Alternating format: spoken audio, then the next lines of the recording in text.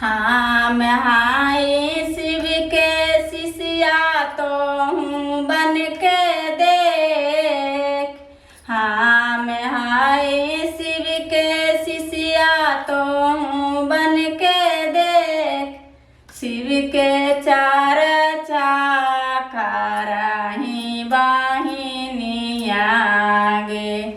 शिव के चार चाकराही वाहिनी आगे। तोरा हो जय जयकार वाहिनी आगे। तोरा हो जय जयकार वाहिनी आगे। बड़की घर के बड़की बेटिया कवन चर्चा में जाय। बड़की घर के बड़की बेटिया कवन चर्चा में जाय। अगला जन्म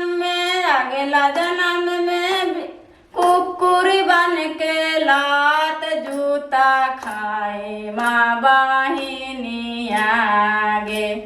तोरा हो तब जय जयकार वाहिनी आगे। तोरा हो तब जय जयकार वाहिनी आगे। अब मंझली घर के मंझली बेटिया कवन चर्चा में जाय। मंझली घर के मंझली बेटिया कवन चर्चा में जाय।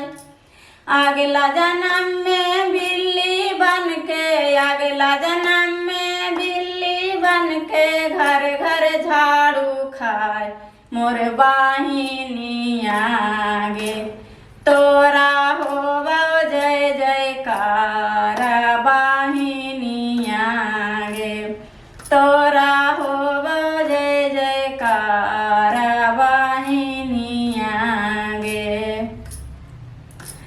तोरा हो जय जयकार वाहिनी आगे। छोटकी घर के छोटकी बेटिया रोजे शिव चर्चा में जाय। छोटकी घर के छोटकी बेटिया रोजे शिव चर्चा में जाय।